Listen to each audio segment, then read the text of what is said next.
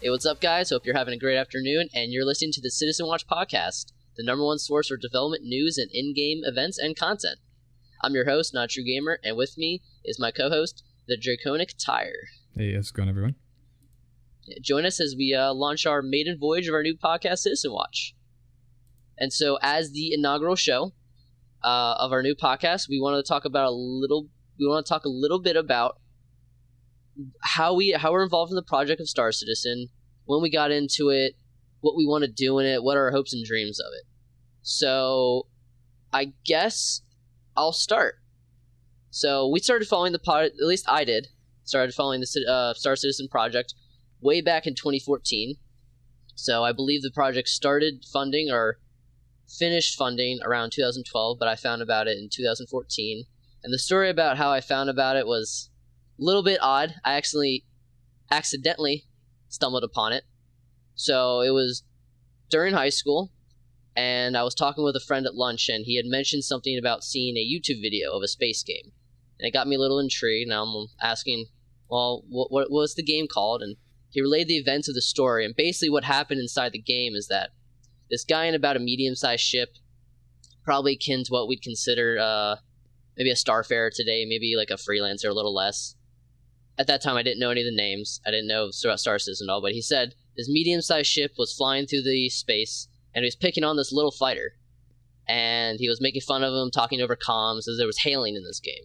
And so, all of a sudden, out of nowhere, out of Quantum Leap, and through his mic, he hears the Trollololo song, and these two massive super battleship carrier ships come out of warp and start blasting them and tore them to shreds. And hearing this from my friend at lunch, I was just like, holy crap, this is the most amazing game ever. I have to know what it is. So I spent about half an hour typing in Star Games, whatever, Star Wars, Star Battles, Star Space, whatever I could do to find it. And I actually went up stumbling across Star Citizen. And the first video I ever watched of the game was Chris Roberts' cheeky little 10-minute intro video where he steps into the Hornet, the green screen Hornet, and he talks about his first experience. Yeah, so I found this video, watched it, and after I finished watching it, I had sent it to Draconic Tire, and 10 minutes later, literally 10 minutes later, I get a text saying, "We're buying this game now." And so I think a week later, we went up buying the game. Yeah, it was something like that. Does that sound pretty accurate? Yeah, it was probably... Yeah, I mean, immediately, I think that little intro from Chris Roberts was probably like, looking back on it, has to be one of the cringiest things I've seen in a long time. Definitely, it was definitely a it was definitely a huge nerd geek out thing though, because just seeing him do that, especially back in 2014, because lots evolved from back then. There wasn't really any type of space games going on at all. It was kind of a low point for gaming, honestly. Yeah, definitely. Call of Duty was beginning to go downhill really fast. Halo 4, rest in peace. That scarred me for a little bit. There's not too many things that was going on right then in terms of the gaming world, and so this was this huge new thing I found, and it just excited us a bunch. So yeah, it's the hype at that point. Yeah, definitely. We were in desperation for pretty much looking for a game, and I think the first 2 years after that, we probably followed the game daily and talked about it constantly, nonstop. I mean, it was ridiculous how much we were paying attention to this game. I mean, it kind of died down for a little bit, but now it's built its way back up with the recent news. And I had watched CitizenCon, and that was definitely quite the interesting spectacle. No, I think I've definitely followed the game more than you have. Probably. I at the last 2 years, I've kind of drifted away from it, but got back into it now. I know you've been adamantly following it. I basically, ever since, well, it's a little wrong. I started following it pretty heavily. There wasn't a lot of news though going on. There wasn't, actually, when we started following it, I think it was around October of 2014. I don't think Around the Verse was even a thing. I think they were still doing 10 for the Chairman, honestly. That's how long ago it was. Mm-hmm. Yeah, it was. The Arena Commander module had literally just come out a month before. So I tried playing that. Obviously, FPS, not that great. All I had was an Aurora, so I kept dying. It was getting really frustrating. But I knew the game was still in development, still really early development, and so I thought, no biggie. I didn't follow it. I don't think I really started following it heavily until about 2 years later, actually, where about a month before Gamescom, the famous 2016 Gamescom, where they showed the procedural tech landing on the planet, I started following about a month before that, and I'd watch Gamescom, and then after that Gamescom, it instantly hooked me, and from there on out, I was looking at the Reddit several times a day. I subscribed to all the big YouTube channels, trying to get all the information I could, and that consumed my life for basically 2 years. And I took a little bit of a break earlier this year during the summer. Not much was going on. I wasn't really interested in mining and whatnot after 3.2. Yeah, 3.2 came out, but then this CitizenCon 2018 got me excited again, and I started following back on the project, and I pulled Tyre in with me again. So now we're full engrossed in it. So so we actually got into. Of course, that was most of the inspiration to finally get down to this podcast was seeing that CitizenCon and seeing the actual work and being blessed with the FPS. Oh yeah, definitely the FPS now. That's finally that was the goal. Time. It's like we'll start doing some content. That's what I always said to Tyre. Is like we'll start doing some content whenever we can actually play the game well, because before then it's hard to get enthusiastic about a game where you go in and it's just frustrating. You get like less than 30 FPS everywhere you go. You can't do anything. But now after the new well, at least it's on PTU right now, but after the new OCS implemented, at least the client side version of it, we went from frames of like 30 something FPS below 30 to now I'm getting 50 regularly, and my highest case is a little bit around 104. Especially in Port Olisar. That was Port Olisar, absolutely horrible. Like you wake up and you barely play. It's still bad, but it's not like I still get frame drops to like in the teens, but that's like I consider that hitching. Yeah, it's more rare now. Instead of being the constant FPS of like 15 FPS and then getting 0 FPS for a second or two, and then going back into it and trying to get your ship out at 10 FPS, and it was ridiculous for the longest time. But that's basically what our story is in terms of following Star Citizen, and really what we hope this podcast to be is, I saw a lot of podcasts out there where they just go over the basic news of the week and that's all they talk about. But I think this podcast, and I talked with Tyre about this a lot, is that we want to go over the news, but we want it to be brief enough, and we want to have a special segment at the end of every single podcast around halfway through and talk about like some real issues that we don't think anyone else is talking about. For instance, I know there's only a couple podcasts out there that really go in depth about the flight model. That I forget the name of them. They only post on YouTube, but they're really great. We'll have to link them down in the description, but you guys should check them out. Another podcast. There's not many podcasts that are specific.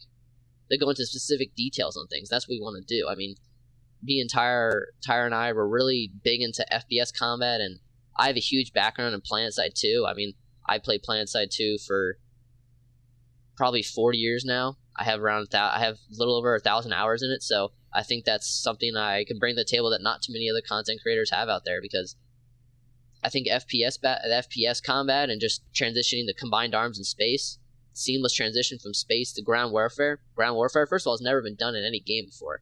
We saw a little bit of it from the Battlefront 3? Yeah. The Battlefront 3 leaked footage, they had a couple of it. They had a little bit of it. It would have been beautiful. Obviously, that never came out. No. But I don't think a lot of people are talking about it, and CIG is definitely indicated by all the ground vehicles and stuff and everything they've said about planetside warfare that they want to have that. But I think there's a lot of problems that we'll talk about in future episodes, future podcasts, that really need to be addressed and the community really needs to be thinking about. Because, I mean, this is my opinion of the game, and this is where I'm coming from. The game has not yet proven itself to be good gameplay-wise.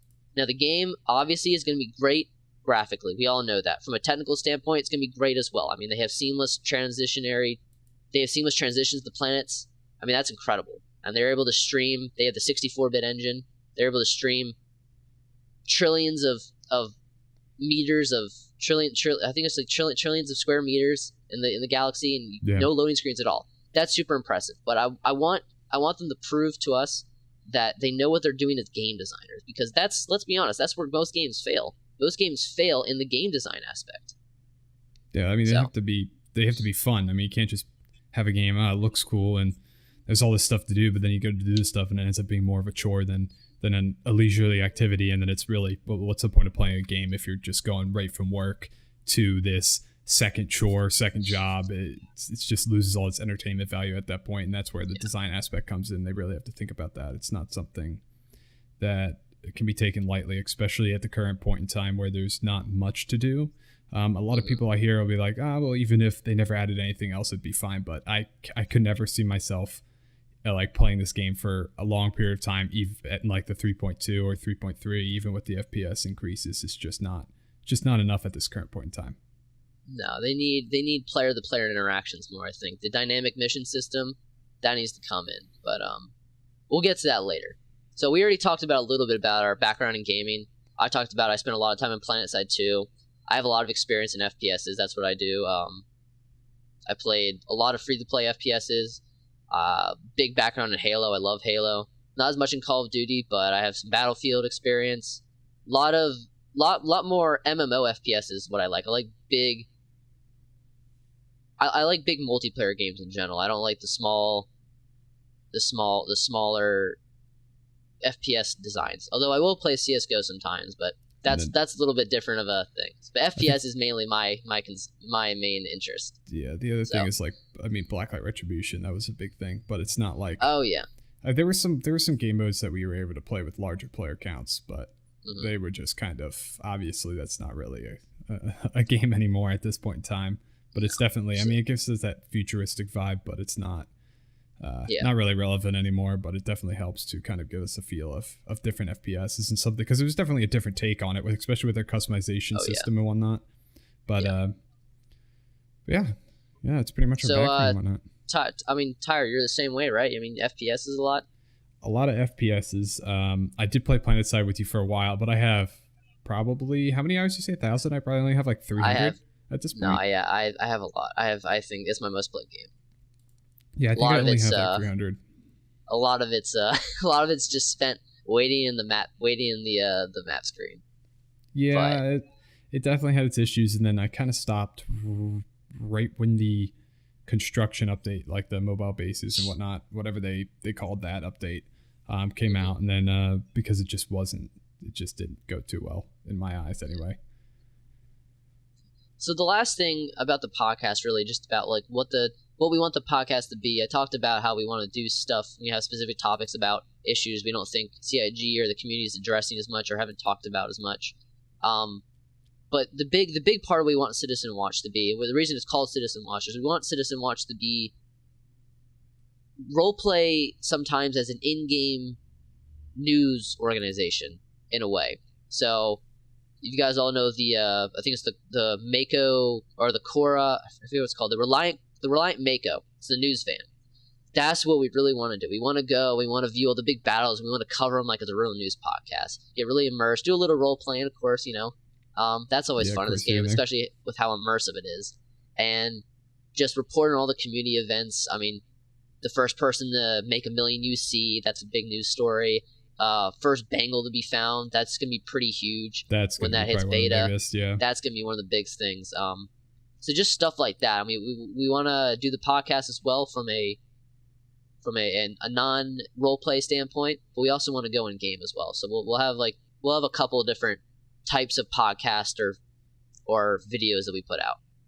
So under the brand of Citizen Watch. Yeah, our hope is to kind of do some content too, of simply overviewing of whatnot, ships and stuff, and of course, as Nitro Gamer mentioned, we're going to want to go in and look at actual events and not only participate in them, but to be on standby and see how the outcomes are, talk to people in them. Especially with org battles, like seeing like how large hopefully they're going to be, or even Defense Against Pirates and Operation Pitchfork. I'm still looking forward to that. That's with the new reality of object container streaming and bind culling and stuff, and that coming in, there's a real possibility that could actually happen. I mean, not to the same degree where there's thousands of players in the same instance, because I think thousands of players. I think anything over 50 players in the same space in any multiplayer game, you don't notice any further than that because they never really have an effect on you.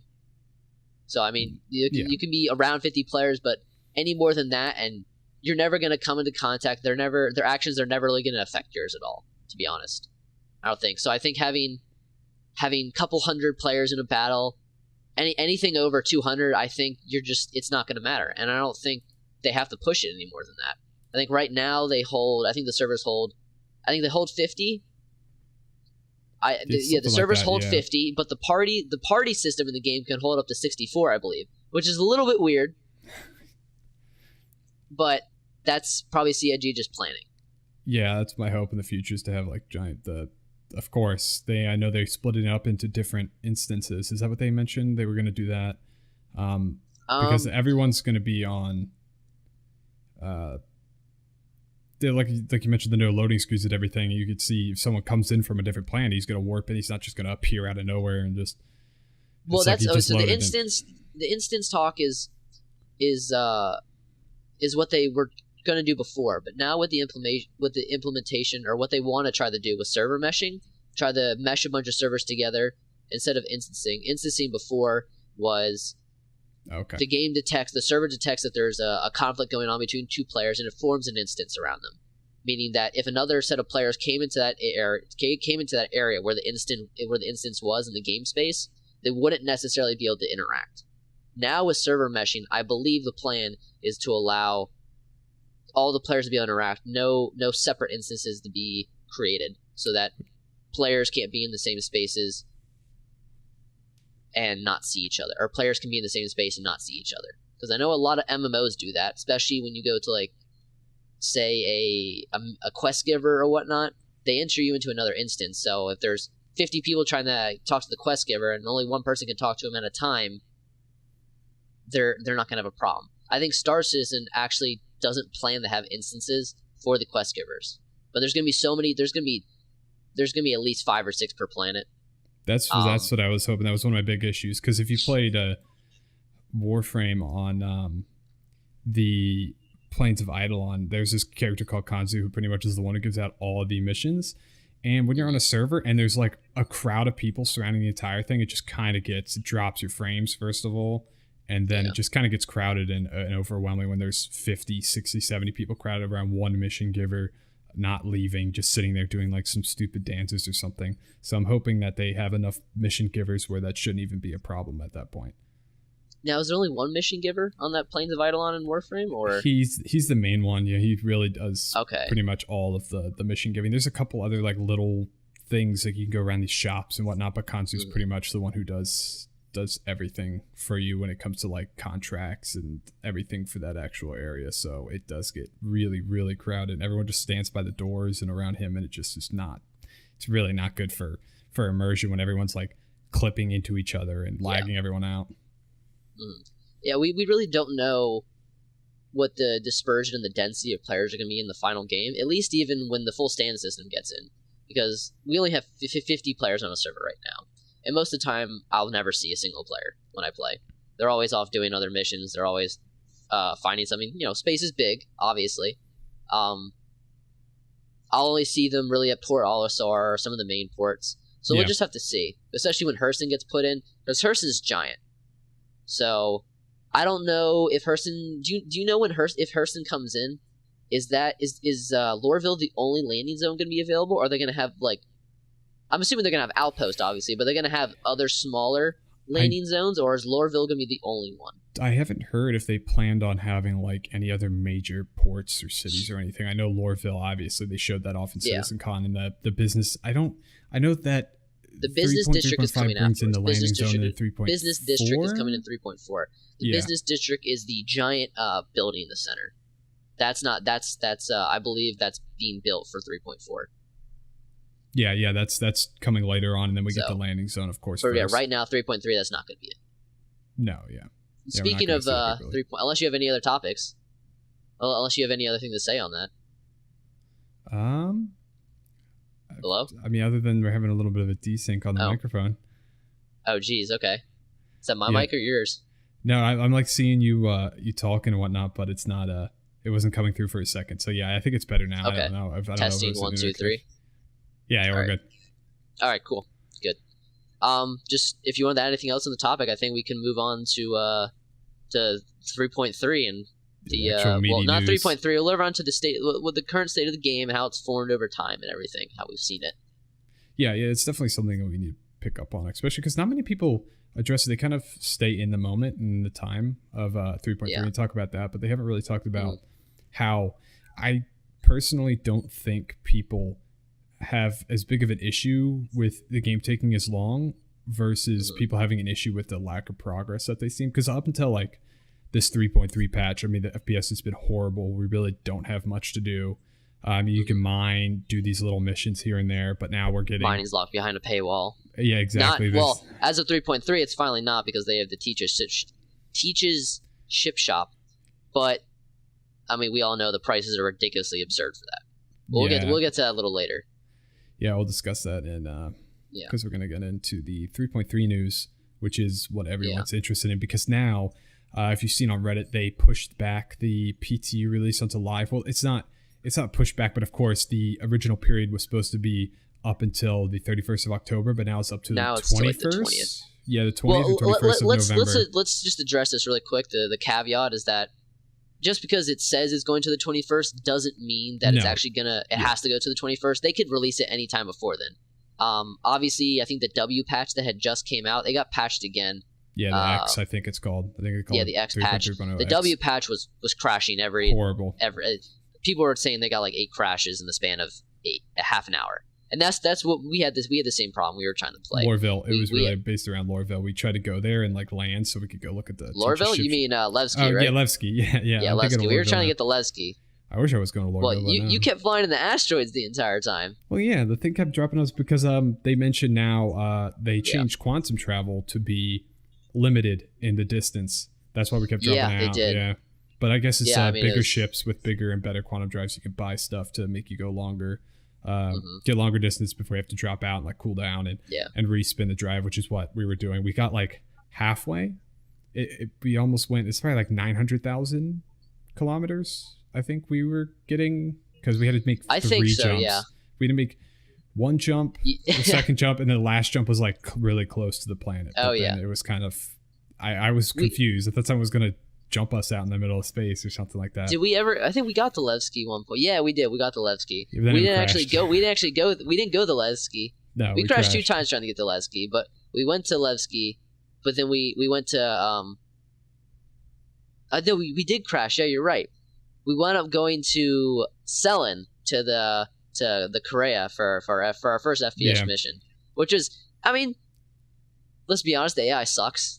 I mean, first implementation, of course, Stand still. Yeah. I mean, they hurt a little bit. I mean, I'm not gonna lie. Like I got hit. I got down to like half health, if I can even say that. My body was right. That's all I know. I don't know about the specific health pools, but yeah. I mean, it was entertaining. It was fun. It was cool to see the game progressing. Still was a long way to go. I mean, I think in future, if we look at the roadmap. Future things in the AI, I think 3.4 it says FPS combat stealth is going to be coming in. AI in 3.6 they're going to have different combat styles for both AI for both FPS combat and both flight. So in the next 3 to 9 months, in the next 3 to 9 months we'll be getting more FPS stuff, more FPS AI, improvement, which is good. Because that's like a big thing. Because originally. This was supposed to be like a space sim, but then they've kind of branched out to having all this different stuff. And if even one of those is lacking, like obviously if space combat's lacking, hopefully this new flight model brings a whole lot of difference because it's supposed to be changing a whole lot of things. But if the flight model sucks again, then it's just gonna be a waste of time to even try to fight people and try to enjoy the game. I think they need to get it to where this is because they said they said they were, I think on the Calling All Devs, they said, reverse the verse from last Friday. They said pilots are going to have to relearn 4 years or 6 years of flight. I mean, they're completely redoing the entire system. So hopefully it's better now. Yeah, my hopefully hope is we're not from just the able to. display. Hopefully we're not able to take a Starfare, flip it 180 degrees so that it's upside down and have it hover on the ground on a planet. Yeah. Hopefully that's not the case anymore, because they say your thrusters are supposed to overheat. Yeah, And there's so much coming that we should be. That's one thing I'm definitely excited about, and a whole lot of people, especially with the people coming into the game originally looking for just space combat, and then it was not that good. I mean, no, nothing in the game really right now is the core. Amazing. The core of the game, combat, flight, movement. It still feels very, very janky. I guess it feels very rough. It needs a lot of irony now. It doesn't feel satisfying.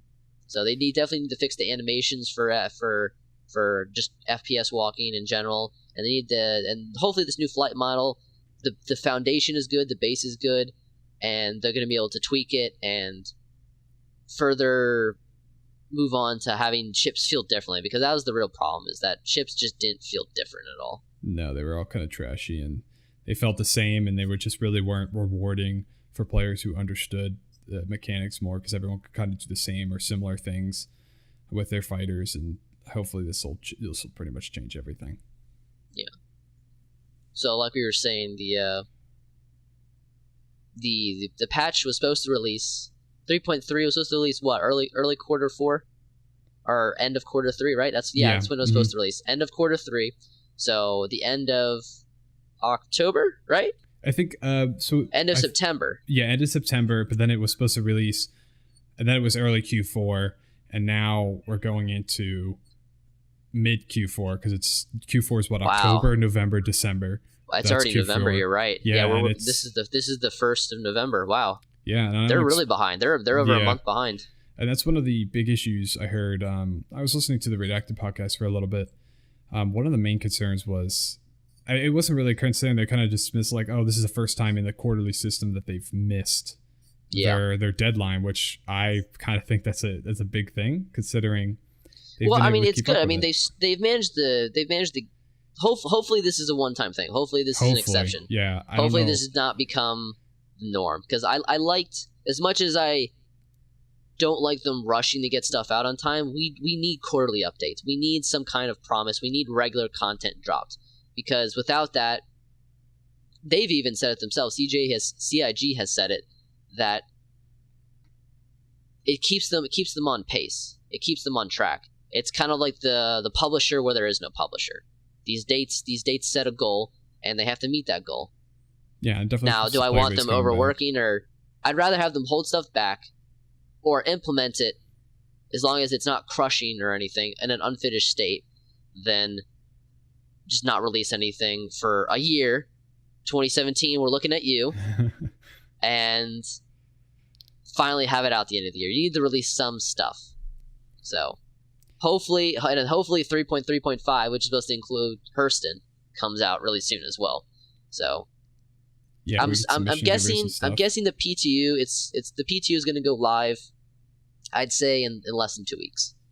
That's my hope, it feels really good, because I feel like with all this delay, I'm not sure if the rest of their content's getting pushed back too, because they're having to work on this stuff later and later into the year, and is that going to affect stuff in the future? Is it going to affect how they're working on ArcCorp and some of their other mission givers and all the core tech and stuff? My hope is that they're just working on that simultaneously, which is slowing this down a little bit, because I'd rather have this get slowed down and the other stuff released on time than have this, completely focused on. Well, if we know anything about CIG, is that their art team is on point, but their game design team needs to pick up the pace a little bit. Their game design team has not reached the same level of quality that their art and technical teams have. So I'm just waiting for the day where that happens. I'm waiting for the day where CIG amazes me, and I can say with definite confidence that Star Citizen is not only going to be a really pretty looking game, it's not only going to be a really technically amazing game, it's going to be a really fun game. And I know obviously fun is subjective, but I think you can easily tell the difference if the majority of people go into the game and have an enjoyable experience versus there's a lot of different problems with the game and core significant elements of the game just don't work together. So Yeah, I mean, as long as the majority of people, if like 90% of people are having fun and the 10% aren't, you Yeah. can't really take the word of that 10% of people to completely change things.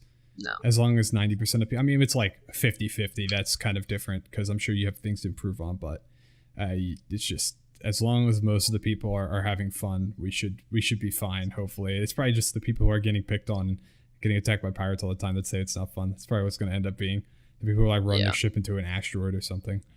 Oh yeah.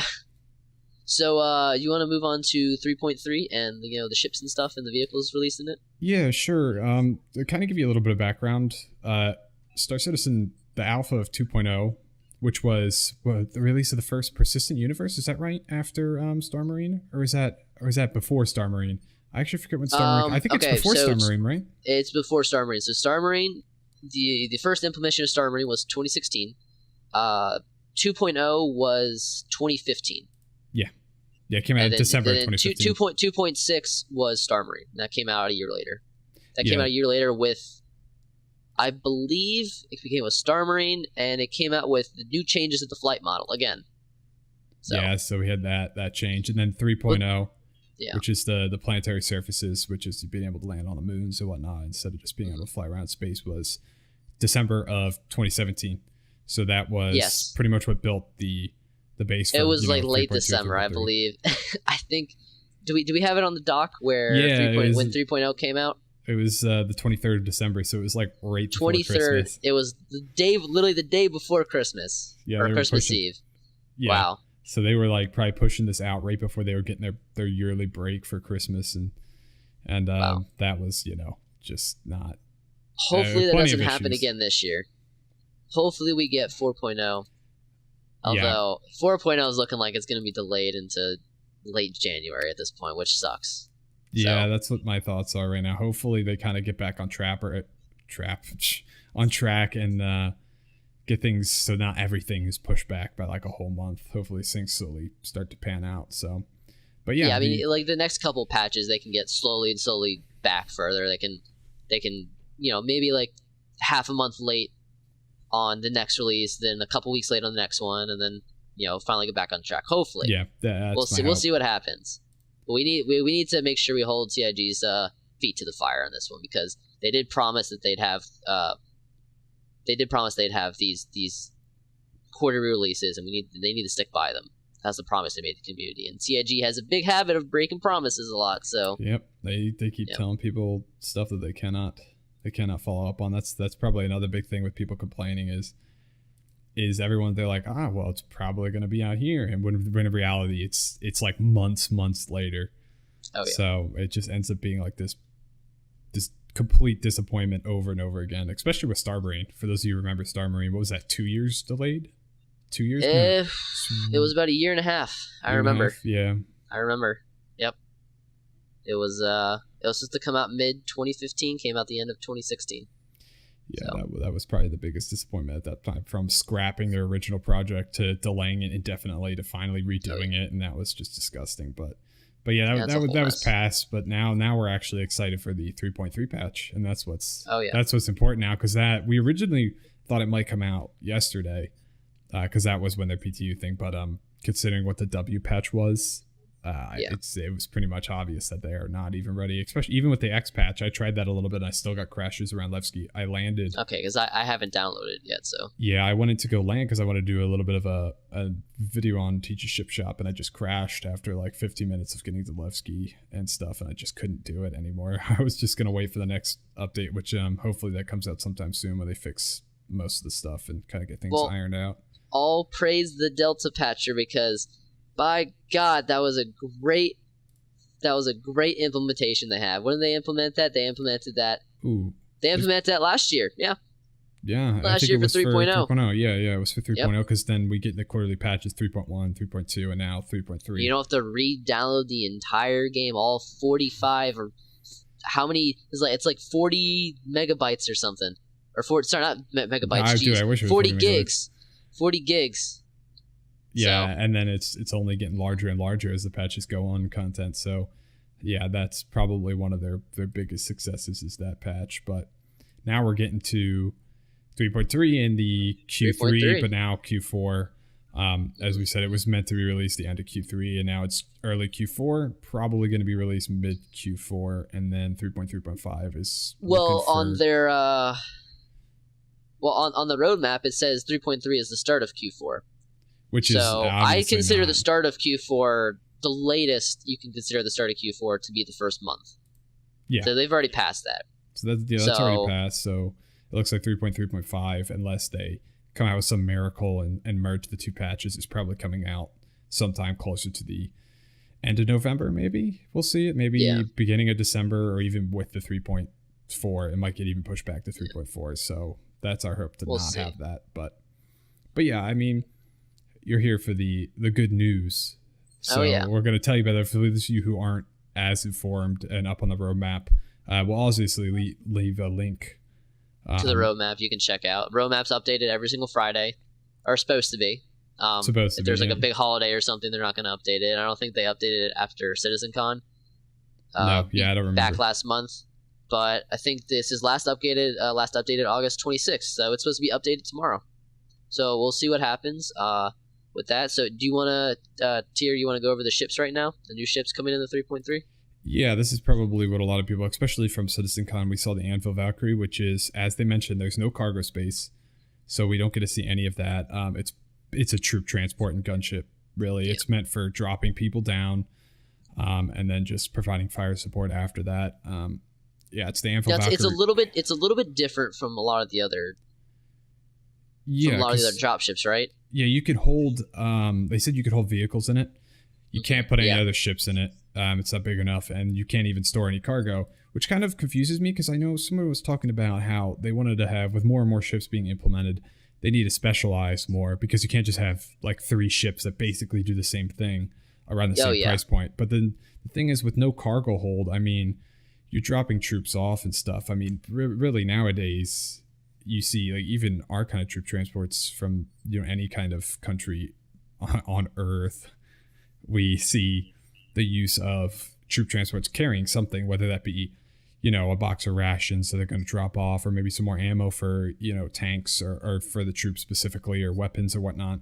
And the complete lack of cargo space, I guess, really leaves it up to the planning of the pilots and the communication between the pilots and the soldiers to make sure that they have the supplies that they're going to need for the entire drop. So it's not going to be good for, like day operations or longer than that, because then they're going to need more ships. It's simply just for like, I guess it's like smash and grab, I think would be better for it.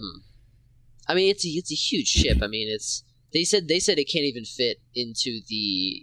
Did you read the Q&A for the Anvil yet for the Valkyrie? I watched the little video, and I don't know if because they said it can't fit into the Polaris, yeah, the Polaris or even the Idris. I mean, we've all seen the Idris hangar. I mean, that's a giant. And so if you look at the Valkyrie in game, I haven't seen it in game yet, except for the CitizenCon demo. I mean, it's a huge ship, so it's not going to be able to fit. It doesn't even fit in the Javelin. In the Q&A, they did state that for each seat there's a weapon rack, or there's 2 weapon racks or something. So you can hold ammo and you can hold weapons in there. So while it doesn't have any technical cargo space, it does have spaces. It does have a lot of place to put weapons and armor and gadgets and whatnot. Yeah, so, you specifically need for the actual purpose of the vehicle, which is dropping troops off. Yeah, I mean, would it be nice to have like 4 SCU of cargo, maybe even 8?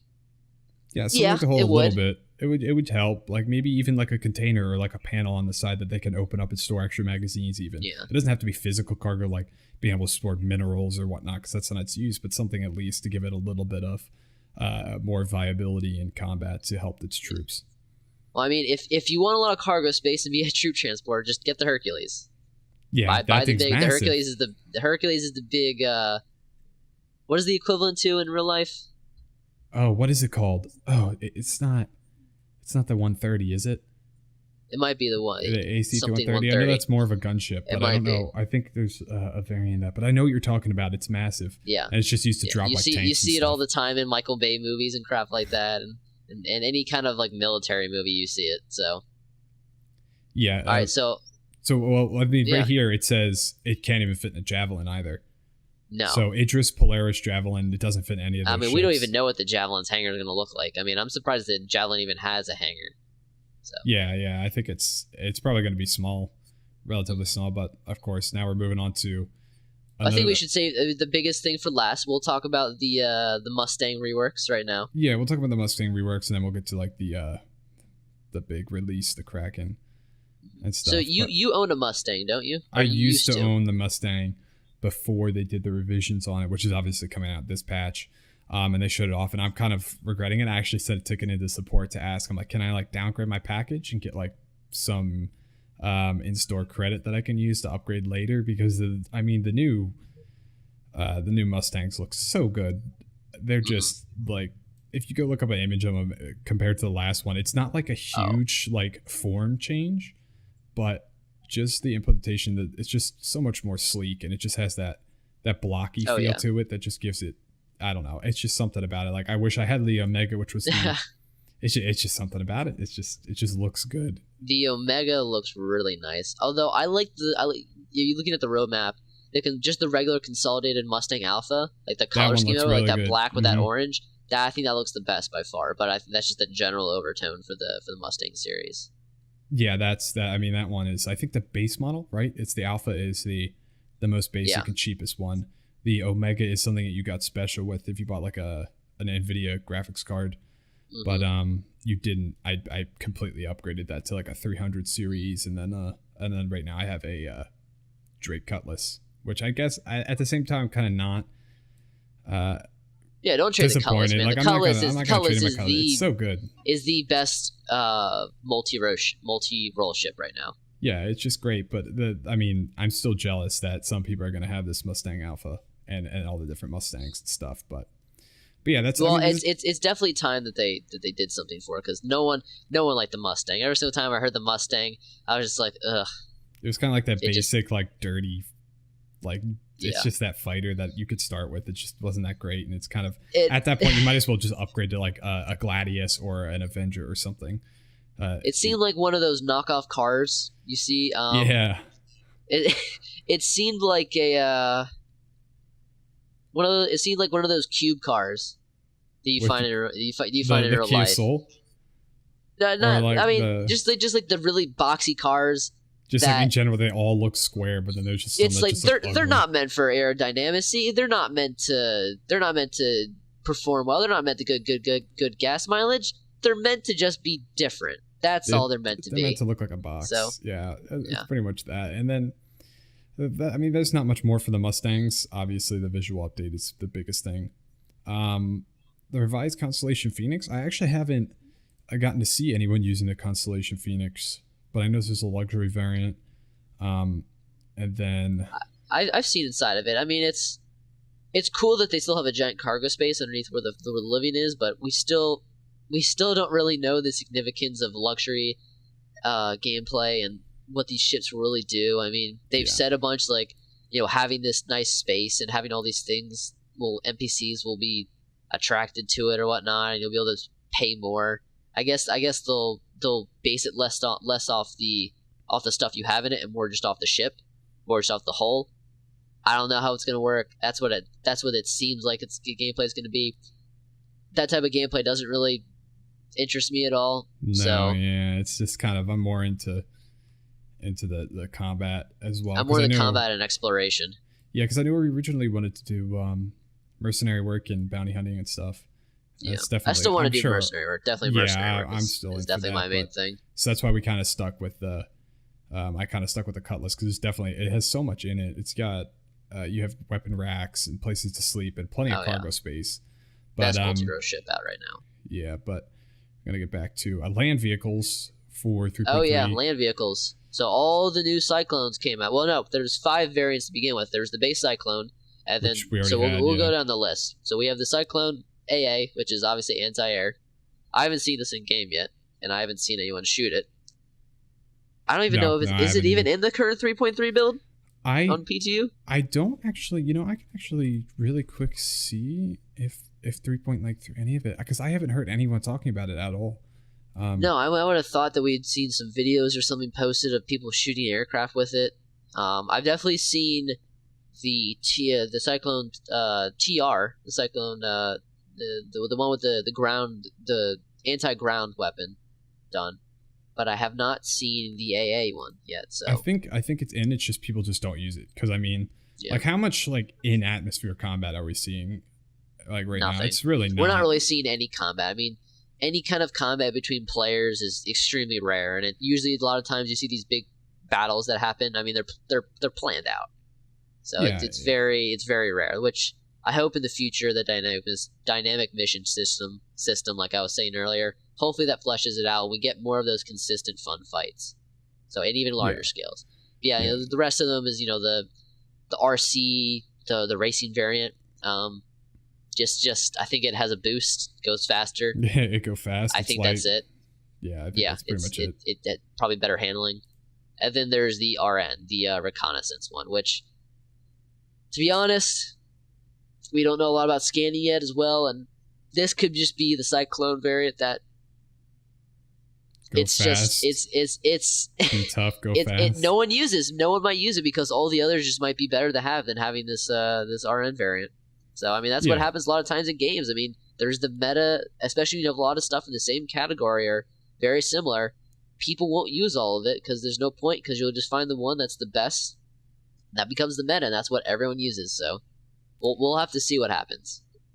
Yeah, the last thing, I know the Kraken isn't coming out in 3.3. We don't even know when that's ever going to come out. Of course, they released it at CitizenCon. They showed it off. That was obviously a big hype. But what's actually coming out this patch is the Aegis Hammerhead, which we've seen plenty of stuff on that. I mean, just everyone using all the Gatling cannons and stuff on it. And its implementation, it's not massive, but it's a capital ship, correct? It's considered a capital support ship. It's considered a capital ship, yep. It's considered a capital ship. Yeah, so it's really, it's called the Hammerhead for a reason. It's got, the weird front to it that looks like a hammerhead shark. But other than that, I mean, if you've got, what was the price of it? I think it was like $750. Actually, I think it was $750. I think what the price of it was. $650. Yeah, it was $650. Okay. And that was for I think I was just pledged. I don't think they have a War Bond version of that at all. Have you gotten the Go Inside one yet in 3.3? I have not. I've only seen people having fights with it on like YouTube. All these people who bought it and having like these hammerhead fights or just like shooting all the guns at once and stuff. They're super expensive to rearm. Yeah, I mean they have so much on them. They have so many guns and turrets and all the missiles and everything. It's got to be ridiculous if you just start dumping. 40,000 UEC is what one guy said he had to spend to just rearm the entire thing after shooting all the ammo out. I mean that's 40,000 UEC. I mean, what do you do? What do you normally get on a standard mission in Star Citizen right now? About 1,000. You have to complete 40 missions just to rearm something that you can probably shoot all the bullets within 10 minutes. I mean, 40 missions. Holy crap! A mission right now takes a good half an hour at least. A lot of times. Yeah, I mean, most people probably don't have stuff for mining either. So that was like a very lucrative way of making money, but it's just not. It's something very like few people. Mining is definitely the best way to make money right now. Yeah, and very few people have ships that are meant for mining, and it's just not. It's not a viable means of making money at this current point. No. Unless you've spent all that money, real money and real currency on the actual shipping game. But yeah, that pretty much sums it up for the ships and vehicles. Nothing too ridiculous and overhyped, but the other thing are weapons and items. We see the Karna. We actually got to use that a little bit. Karna's pretty cool. Yeah, it's like I didn't get the. I mean, I got to use it in. I think it was 0G. So I couldn't really hear the sounds as well.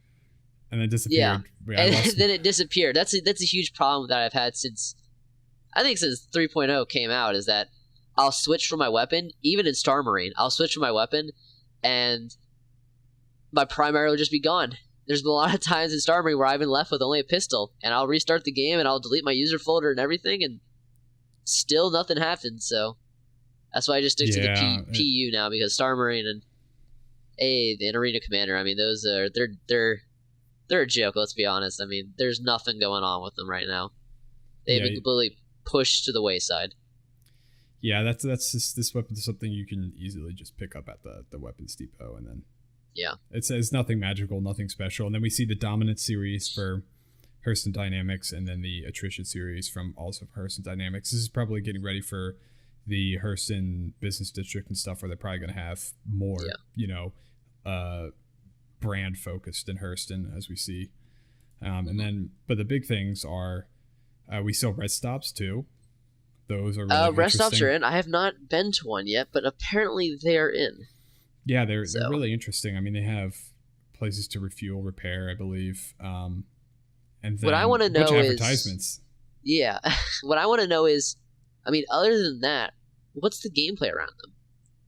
Yeah, I mean, are they literally just there to stop, rearm? I mean, yeah, I think that's like it for like jumping in between like large distance jumps between planets.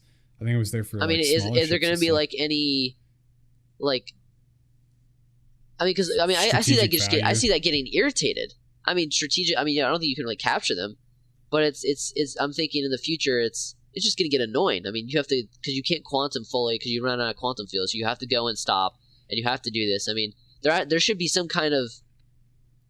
It shouldn't just serve one purpose. What I'm saying for the rest stops, you should be able to branch out and do different things for them. So maybe there's some person there, maybe not a mission giver, but maybe some person there will be like, help, there's a swarm of pirates attacking me, and you can find people like that at the rest stop and then go there, because a rest stop is kind of have like a job board. I mean, I mean, look in real life. I mean, I don't like to make real life comparisons a lot in Star Citizen, because I think basing video games off of real life is stupid, because real life is not fun. That's why we're playing a video game, to escape real life.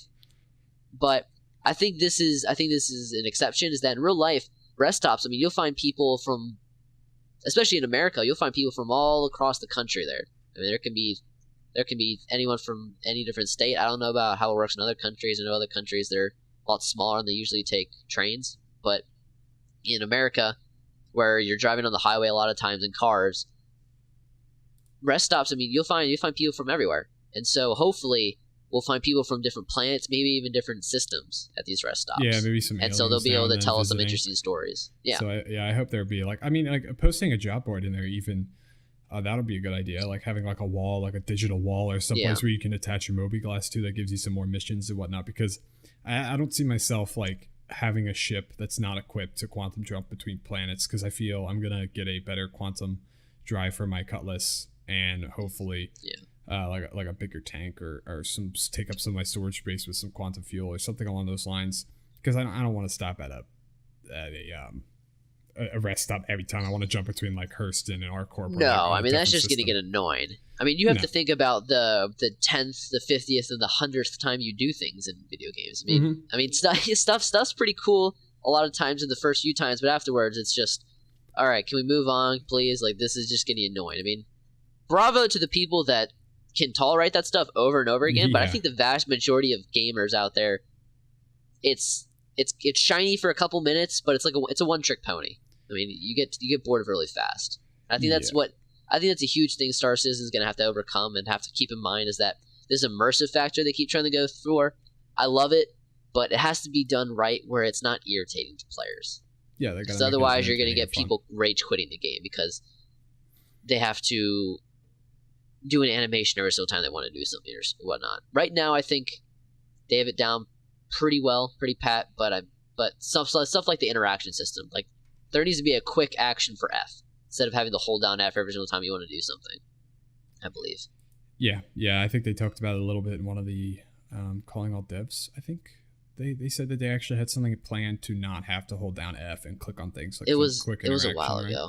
Yeah, it was a while ago. But that was definitely something that's super annoying, that if I have to do every time I want to click on something, I'm going to lose it, because it's already annoying right now. But yeah, back to 3.3, we have, for those of you who want a new mission giver, we have Recco Battaglia. Battaglia? Like, I have not seen her in. I don't think she's in. I've seen people interacting with her. I think she's on Levski. She's on Levski. So there's two at Levski now. There's the hologram guy. I forget what his name is. And then there is Recco Battaglia. Exactly. Dude, Battaglia. Okay. Yeah, She's got like a Battaglia. cyborg arm or something, or like She looks like she's just ripped, dude. She's just absolutely ripped. Do you see her like other arm? She's massive. She looks like she could beat the crap out of me. Yeah, definitely. Yeah, she looks like she could choke me and lift me up with one hand. She's massive, but she's a mission giver. I actually, she's in Levski, but yeah, I mean, it's just another one of the mission givers. Of course, it'll add some diversity right now, and we don't really have many. That's good. We have some new armor. I kind of looked at it, the Virgil True Diff Pro armor. It's okay. Yeah, it's new armor. Who can? Yeah, I mean, it gives us more variety. Like it does the same stuff. Things, it's still the same resistance. Yeah, pretty much. And then with the Odyssey flight rework, I think that's in the game right now because the suits do look different and they definitely look nice. The undersuits for the Odyssey RSI Odyssey flight suit. Is this the default one you spawn with? I think so, I remember. Right? Yep. Yeah, it is. It definitely looks nice. It does look a lot better. As long as they don't redo it another 6 times, I'll be fine with that. So that starts right now. Everything gets redone. But I think we pretty much covered everything. We got our FPS combat and stuff. Well, I mean, you want to go over just really quick the gameplay systems, new systems in. Yeah, definitely. So we have I'll go like every other. Yeah. The first thing is the ship system degradation, which is pretty self-explanatory. Degradation of ship systems. I mean, there's some components you can upgrade and stuff, and we're getting wear and tear now, which reduces performance, but it's nothing massive. It's something that we were expecting for a while, and I know they talked about a lot. So I guess it's finally. It just needs to be balanced because right now it's really freaking quick. So. Yeah, I haven't really seen much impact right now, but yeah, it's definitely something we'd like to see the start of. Yeah, we have the scramble races as well. I haven't participated in any scramble races. I think between the both of us, I'm the only one that has a Nox. Or I'm the only one that has a ground vehicle in general. Mm-hmm. Nox, I've not been able to get it there because the only way I'd be able to get it there, I believed, because you have to fly stuff there, right? You have to be able to fly your vehicle there. There's no spawn. Well, I mean, I guess you could spawn it on the planet. But then you have to drive it all the way over. So I mean, it's probably just easier to carry it in your ship. Oh, can it occur in space or on the ground? Huh. Yeah, I don't know how they start. The ground. Yeah, I haven't went on my way, but I heard that it kind of seemed like they would be really lame, but they're actually pretty fun. As long as they work, because there were some issues with it recently where despawning and it was stopping of the actual tournament was just canceled altogether.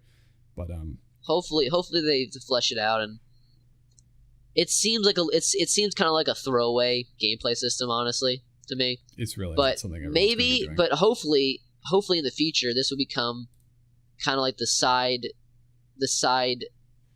activity that racers can do, because I know there's not a lot of content in for racers right now. There's not a lot of content in for people who want to do racing stuff. So hopefully that turns out better. That was like a big thing. Like there's so many ship variants for racing, yet we really don't see much. We saw the mini game that's in. Did they remove that? Because I know you used to go the racing race. Like it's not persistent universe. You mean a ring commander? Yeah, they still have that? No, they still have that in. Oh, yeah, because no one ever talks about it because it's just kind of trash. Astro Cup, I believe. Yeah, I played that like once or twice. It's really just people are waiting for the new flight model, I believe, is what everyone's kind of banking on. Yeah, I could see that. That's Scramble Races. Now we're going to go into like the missions. Obviously, FPS combat missions. That's big thing. There's some improvements to retrieval and delivery missions, but that's nothing like added or major. It's just a little bit of a polishing and whatnot. But the main focus is the FPS combat missions that we get this patch, which are fun. We actually got to do a couple. Obviously, plenty of glitches and stuff. We went to Korea. Is that how you pronounce that? Yeah, we went to Korea. And then we tried to go to another one, right? And then the game crashed. Yeah. Yeah, so we didn't get to do more, but obviously they have some work to do. I mean, because the AI die really quickly. They die pretty fast. So they just kind of stand still. They don't really do much. And they all kind of grouped up, didn't they? They were all like one room, just talking to each other. It was really awkward. Yeah, we kept trying to find the last guy. The last guy was like hidden. I don't know where he went. Ended up being in the same room we killed everyone else in, right? Oh yeah. Maybe he was laying on the ground. We lost all of our secondary weapons. That you had the Karna and I had the Custodian. You had the car. And then we just bought railguns as our secondary. Just used it, and we just blew them away. So I mean, it really wasn't that tough. I got hit how to use a MIDI pen, but it really wasn't anything spectacular. It wasn't that bad, no. Good start, but nothing magical.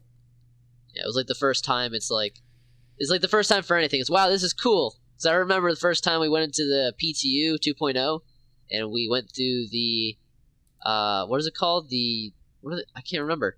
The oxygen ceiling rooms. Oh yeah, the airlocks. The airlocks, yeah. Jeez, yeah, I'm an idiot. There we go. The airlocks. I'm like, wow, man, this is so cool. And now it's like whenever I want to go into one, it's like, can I please all just right, get through? Come on, let's just get it through. I mean, let's go. So at least they made them quicker. They made them a lot quicker than they used to be, which is nice. Yeah. All right, so the next thing they implemented, I have not tried it out yet. I don't think you've tried it out yet because you don't own a mining ship. No, neither. But there's asteroid mining now, so if you liked planetary mining before, speaking of which, they also have improvement to planetary mining on. They have improvements to mining on planetary bodies. So they have asteroid mining, and they also have improvements to mining on planets. So I guess it says the UI and the general functionality was updated. So yeah, why not? Yeah, I mean, we see the last couple of things. There's nothing. I don't think there's any really like big major. It's mostly improvements, the kiosk improvements. But we had this big glitch where you get stuck at the kiosks. I actually had got that experience. It didn't know how to get out, and I had to quit my game. The transit systems. I can't tell you how many times I'd spawn at Levski, and I'd open up the elevator, and the elevator itself, the physical item, would not load in, and it would just be a completely black, just a black hole, and you step through it and you fall to your death. So maybe that's what they did. Hopefully they fix that. So turrets, right? We were talking about turrets. Yeah, we're talking about the view of the Cutlass turret, and I mean, it's definitely. I mean, it feels kind of fine right now, but the visual side of it, like you can't really see much. But I guess it's not really what it's meant to be. You're not meant to see everything. You're supposed to be on the top of the ship, shooting for the top of the ship. Your pilot's supposed to help you get into view so you can get the full firepower of your ship. But overall, I mean, the turrets are okay with the gyro stabilization and whatnot. Okay. Yeah, I mean, it's pretty good. I mean, the gyro stabilization, like I was saying before, it helps a lot. They're not perfect. The turret gameplay isn't perfect. It still feels like, I mean, CIG talked about being like, oh, you want like the best turret gunner because, you know, there's a big skill ceiling for it. It doesn't feel like there's a big skill ceiling for turret gameplay right now. It feels kind of like I could master it pretty easily. So hopefully they do and implement more things. Yeah, but we'll have to see. We'll have to see where that goes. Yeah, definitely. And then we also have the other big thing is ping and scanning. That's implemented now. I know they've been over the course of this PTU. They've been adding it to more and more ships and fixing that. But yeah, that's something that people can look forward to if they. Well, I mean, they already had it. They expanded it to larger distances. What it says because they had to have it for mining before 3.2. Yeah, and they're kind of polishing on different ships, and I know some ships didn't have the pinging and scanning.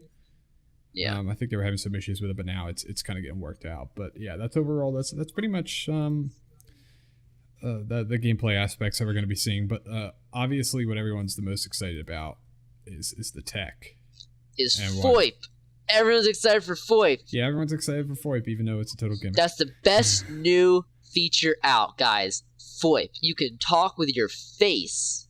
Yep, VoIP and FOIP. VoIP is voice over IP, and FOIP is face over IP. Is that correct? I don't even know if I don't think they have the IP part of it working there. No, I don't think you could talk to people through it. They might have fixed that though. I think it was a couple weeks ago that you couldn't actually talk to anyone. So hopefully it's working now. Yeah, I've seen so many people like excited, like, oh, this is the best thing ever. It's like have you ever seen that whatever that game was that was released on Steam a while ago that basically took your face and copied it with the webcam onto like some animal or something? It's not like some new magical thing, but it's definitely, you know, like if I see anyone talking in game, like if I see their face moving in mentally challenged ways, I think I'm gonna have to. It's gonna get violent. I think Rainbow Six Siege 2 let you take a picture of your face, put it onto the character, and I think the lips would move sometimes. I think. Dude, I know Rainbow Six Siege let you take a picture of your character, take a picture of your face and put it on your character, but it didn't actually let you move it. It's pretty cool tech. Like you were saying, what were you saying? It's a what? A gimmick. It's definitely it's a gimmick. I mean, it's a cool thing, but I mean, unless you're a hardcore role player, I don't think you're going to find much use in this feature. No, I mean the voiceover though, IP is good though, because then you could talk to people. That's okay. Yeah. But like the VoIP is just whatever. Yeah, the big thing, of course, though, we want to get to is the reason why we're even doing this podcast in the first place, and that's OCS. That's Object Container Streaming, finally in after being delayed since January, I believe, since the launch of 3.0. It is finally in. Thank God. Yeah, Jesus. This is why we're seeing our improvement performance hand in hand with bind culling. But do you want to go over the bind culling real quick? Yeah. So bind culling and OCS go hand in hand for people that don't know. I think we have it in the doc. The official description of what bind culling is. Yeah. Yeah. So the official description, it says, bind culling works to aim to help improve performance in multiplayer by cutting down the number of entities that exist on clients. Entities too far from a player will be removed from the local client, and when the player moves or the server otherwise detects new entities entering the player's range, they will be added to the client. Because clients will then only consider updating entities that are near to them, the overall CPU load will be reduced, and the performance should improve. So, Not talking in technical jargon, if a box is far away from you and on another planet and someone picks it up, the server isn't going to tell your player that they picked it up. It's going to keep that data separate, because right now the server, or before, right now the current 3.2 build, the server is talking to every single player and relaying every single thing that they do to every single other person. So the more people you add, the more network and the more CPU, the more data is coming in, and the more your CPU has to process, the more your RAM has to take in. Yeah. Now with super layman's terms, if it's close to you and you need it, it loads in. If it's not relevant, it doesn't load in. So exactly, yeah. It's pretty simple. It's pretty. I mean, they write it out to be so complex because I guess it's just because they have to communicate in technical terms. But it's really, if it's not relevant to you, it's not going to update on your client or server, and it's not going to degrade your performance at all. And the important thing to realize is that bind culling needed object container streaming to be in. Like, bind culling is the big thing to improve performance, but they stated a lot of times why it kept getting pushed back and further back is that object container streaming wasn't finished yet, and it was a throw up. It was a throw up in the air. It was a random chance whether it would work or not without object container streaming. What object container streaming is, you wanna detail exactly what it is? Yeah, so I think to put it in a lot not technical terms, because I couldn't explain this in technical terms regardless, is object container streaming. You can break it into three things: the object, container, and then the streaming. The object is pretty much anything in the universe, whether it's a planetary body or a cup of coffee or a ship or whatnot. So that's the object part. And then the container part is a group of objects. It's basically a little area in the game world, like a certain squared area. Like, let's say your hab itself is the container and the objects are in there. So that's your object container, is your room, your area containing those objects, ships, whatever you want to call it. And the streaming refers to I'll read this part out. The stream refers to the ability for the game client to load and unload containers within the game world as the player moves around. So it's really just, it's kind of like bind culling. It's taking what's relevant to you and what you need and loading it into these object containers so that you're not loading in the entire universe at once and you're not having all this stuff. It reduces it helps with performance, as well as RAM usage is going down quite a bit. So yeah, one of the examples that it's stated is, an example would be jumping from one planet to another, whereby the old planet unloads for the client and the new planet loads. But then originally it would keep that other planet as well loaded. So now it's a whole lot better for performance. And if it's relevant to you, loads into an object container, and it loads these object containers and unloads the object containers that are not relevant to you. Yeah, I mean, all you have to know is that it's good. It's good. It's good. You want this in the good. game. You get good FPS, and it helps that a lot. The big three main things we're waiting on techno-wise, we already have two of them, was the object container streaming and the bind culling.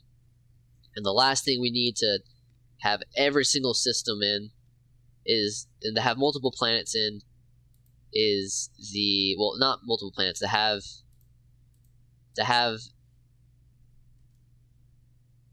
I don't know.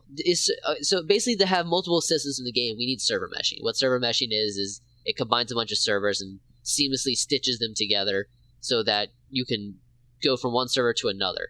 So instead of having a bunch of different servers and transitioning from one server to another and having to go through a loading screen, server meshing literally just stitches them together, meshes them together, and seamlessly allows you to transition from area to area in the game. That's what they want to have. They want to have a single shard, as Chris Roberts keeps talking about, a single shard universe. So yeah, I don't know if that's necessary for Hearthstone or for ArcCorp. It might be. Yeah, my hope is that it comes out sooner than later, of course, but we don't actually know. Yeah. I don't think anywhere on the roadmap states the release of this yet, but we are hopefully going to see in the near future within the next year or so, because that'll definitely help. And then obviously the actual persistence in inventories. But that sums it up for 3.3 for the most part. There's a couple other little things like the purchasing at the ship shops. And that was a big thing. Yeah, the TJ ship shop. I mean, that's something we've been waiting for since 3.0. They kept pushing it back and pushing it back. So I'm really glad that we finally got that in. So yeah, I mean, finally, except for the bloated prices or the lack of missions that will give you the proper currency to purchase these ships. It's a good step in the right direction, I think. Yeah. I'm sure they won't be putting any of the new ships that come out in the shop. That's for sure, so they can make their money off of it. Oh yeah. But yeah. Even still, I mean, it would take people years to get them, honestly. Exactly. And plus, everything's reset. The server gets reset every single time a new update comes out. So, I mean, just for now, hopefully, I don't think they need to lower the price of the ships. I think they just need to up the amount of money you get. Honestly. Yeah, definitely. Because I mean, the ship prices probably aren't ridiculous in that universe, if you want to call it. Yeah. But the missions are obviously, it's like poor man work at this point. Yeah. So yeah, I think the last thing that we want to touch on is the Kraken and how that went the Kraken, down. The new Kraken, the Kraken, the Kraken, the Q&A for the Kraken. Yeah, because for those of you who didn't know, for the Kraken, what you were meant to do to get into the sale is they have a different format for this one. Well, what do they usually do? Let's discuss what they usually do for the sale. Well, I mean, normally they just. Why is the Kraken different? Well, the Kraken, you have to send in the Kraken's a large ship. So normally for the little ships, they just put them on sale and then everyone can buy them. For the large ships, in order to create this artificial scarcity, as they like to call it, they have a limited number of them. Yeah, and they did war bonds and then the. I guess it was just regular purchasing because I know it was the war bond, and then I guess the other one was just in credit purchasing. Yeah, so right? There's a specific number of war bond purchases and credit purchases. War bond purchases are new money, as in you can't melt ships for in-game for in-store currency, in-store credit, and spend it on that. You have to spend real money. You have to spend new money on it. There's a certain number. So I think the majority of people that were in the first waves spent it on the credit side, and so it was more war bond ships left over. And so yeah, you can go ahead and explain what the difference between the waves and the normal type of sale they do.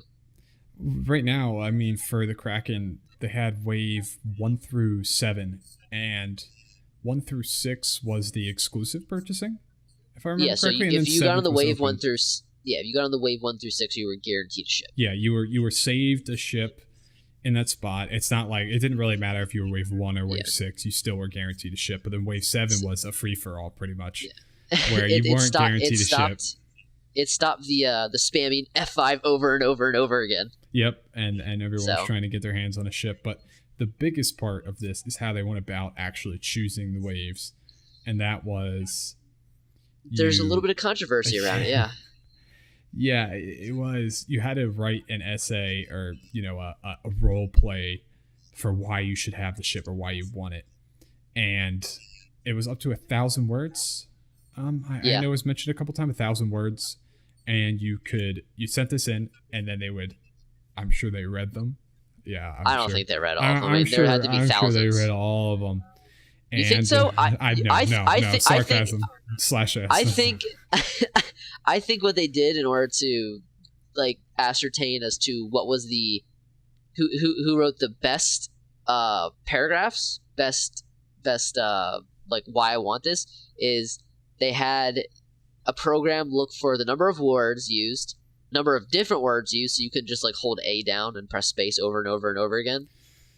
And then you had to have certain words a number of times. Like you had to have the word Kraken in there. You had to have the word I love or whatever. You had to have a word like ship or carrier. You had to have a bunch of keywords probably, and the more of those keywords, the more times you used them, and the longer your paragraph was, I think the further up the waves it put you. I think that's how they did it.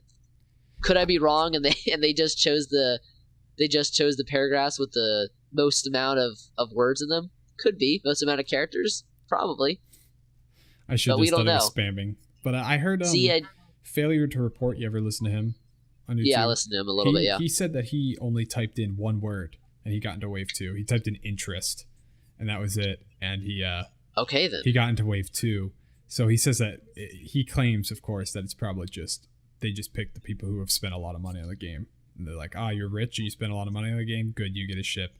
Well, that's probably the case, because in other cases, I mean, there's people that wrote a lot and they spent under it. Well, no, because I think in order to even purchase the Kraken, you need to spend over $1,000. I think that was the barrier to entry, because the Kraken itself was over $1,000. The Kraken itself was.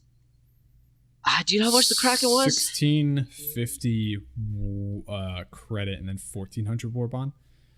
I know. It was 1,400, yeah. 1,600. So in order to be able to see the ship, in order to be able to get into the waves to even purchase it, you had to have spent over a certain amount. But I know people that haven't spent like $10,000 or something on the game, that spent like just over $1,000. They filled out the entire paragraph and they got into the higher waves. So I don't know exactly how they calculated it. I don't think it was based off the consurgence or who spent the most money. I don't think that was the case. So yeah, I wanna believe that they cheat people out, but I know they probably didn't. I want to believe that it's just like, you spent lots of money on the game, you get in, and you didn't spend a lot of money on the game, you didn't get in. But who knows? We don't know. I mean, they haven't really. I'm done spending money on this game. I've spent $100. I think I spent over $100. That's it. You know. Yeah. I have 3 ships. That's all I need. I know you said you have an Aurora. You have the Avenger. No, I don't have an Aurora. I have an Avenger. One? I have an Avenger. I have a Nox, and I have the 85X, because I wanted a 2-seater ship. Yeah, I remember that. I wanted a 2-seater ship. That's it. So and then I got the Nox because it was cheap, and I thought I could LTI it, but I'm done spending money. So, if anything, I will keep my Avenger Stalker. I will melt the 85X and the Nox for something else. I mean, together, I think that they're not even $100 together, so I couldn't really get anything. I mean, the last time they had a under $100 ship, yeah.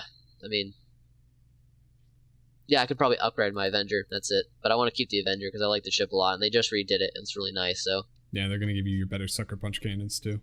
Oh yeah, finally.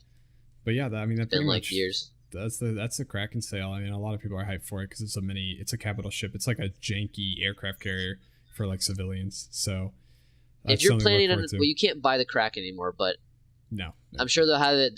I'm sure they'll have it for like the Christmas sale, the holiday sale coming up. Around December in about a couple months. We're seeing the anniversary sale too. Yeah, I'd wait honestly to get it because we don't know. CIG has barely. I don't think they've even. Honestly, barely is stretching the truth. They've ever so subtly talked about what capital ships and boarding gameplay will look like. We know nothing about it. I mean, it could be a colossal failure. I mean, no other game has ever really done boarding, ever. Like, and from a detailed first person perspective in terms of the ships, like fully realized ships, no game has ever done that. No. Even just with capital ships in general. I mean, I'm trying to think. I mean, there's been a couple early access games that have tried something. But that's old school simple. Battlefront 2. But I mean, those were static ships, though. Mm-hmm. Yeah, those ships were static. Different. There's so one it's just model flying. for each, pretty much. It's literally flying from level to level. You're not talking about moving ships. No, yeah, these were static. And you couldn't really fire the guns from inside those ships. No, it was a very basic old thing that, I mean, that's like the only thing I can really think of, but for going inside there was another game that's been on Steam. I spent $10 on it. I got it refunded. That had moving capital ships you could go in between. I forget what it was. Though. It was bad. I know Warframe at the most recent con for their game. They actually had boarding gameplay. I remember. That's the only game trying. I mean, no other game has really ever done it to this level. So just save your money, wait, because you have no idea if these ships you're purchasing are even going to be viable in an FPS engagement. No, you don't know if they're going to be fun. Yeah, so that's the big thing. But yeah, that pretty much sums it up. Yeah, we kind of touched on everything. We've gone through everything. 3.3 and this podcast, we just wanted to talk about the news of 3.3.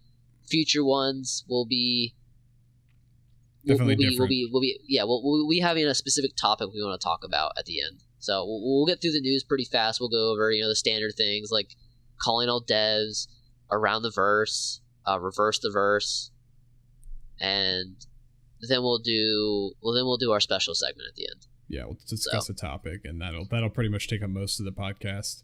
Is my thoughts compared to like everything else, but we're still trying to feel this out. Give us any advice if you have it. I know my background right here is really crappy. I set this up really quick, and the lighting's really terrible. But yeah, this is our first podcast. We're trying our first episode of this, so we're trying to figure everything out. Hope you guys like it. So just talk about. I guess we'll wrap it up and we'll go to the house cleaning. Where can you find us, and where's the podcast gonna be uploaded to? So I think for the start, the actual video and stuff, which is going to be a little bit rough for our first time because of our a couple of issues we had, will be on YouTube. Of course, we are going to be posting the audio directly onto SoundCloud. From now on, we're going to Twitch stream. As long as we get some of the kinks worked out, we're going to Twitch stream so you can watch video on demand there. And my hope is to create an RSS feed for podcasts to post on Spotify and iTunes, but right now that's more of a future thing. So confirmed for this episode itself, you're going to be listening to it on SoundCloud or YouTube, and for further in the future, check us out on YouTube, Twitch, and SoundCloud. If you're watching the video, you can see our little we have our usernames and whatnot laid out right under our nameplates and whatnot. But for those of you who are listening to the podcast, you can find us on Twitter as well. We'll be posting some updates on Twitter at CitizenWatchSC. And on Twitch, we are also CitizenWatchSC. We kind of got lucky. Then YouTube, CitizenWatchSC. You can look us up there too. And SoundCloud, you can search us up as CitizenWatchSC, but I'm probably going to be changing the title, be something like Citizen Watch Star Citizen, so that we'll link this all down in the description. Yeah, of course. But so yeah, I mean that pretty much covers where we're going to be posting it. If you're looking for actually on SoundCloud, we're just Citizen Watch. We didn't actually have to use SC at the end. So yeah, we're just Citizen Space Watch. You can look us up on there. We'll be posting this episode today. If I get my butt working on it, which should be pretty simple. But But yeah, that's pretty much where you can find us at. We appreciate you watching. Yeah, thanks guys for listening to the first podcast that we did. This is a new thing for us, and we hope you guys appreciate it and hope you guys enjoyed it. And we're definitely going to improve on everything we do, and hopefully we're bringing something new, because I know Star Citizen right now probably has more podcasts than any other game, really, just because the development of the game there's so much information coming out that it's so easy to talk about it rather than other games. So we appreciate you guys listening to this, taking the time to listen to it or watch it if you're watching on YouTube. And hopefully we can provide you guys the content and the entertainment you guys really want. So thank you. Yeah, and also for the future, our plans were to stream and to upload on Tuesdays.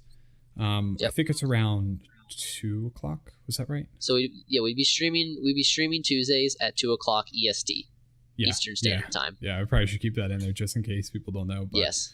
But that'll be on a Twitch, and then later in the afternoon we'll be uploading everything to our YouTube, SoundCloud, and hopefully in the future Spotify and iTunes and whatnot. But yeah, that pretty much sums it up. We appreciate anyone tuning in and listening, and any feedback that you want to give us.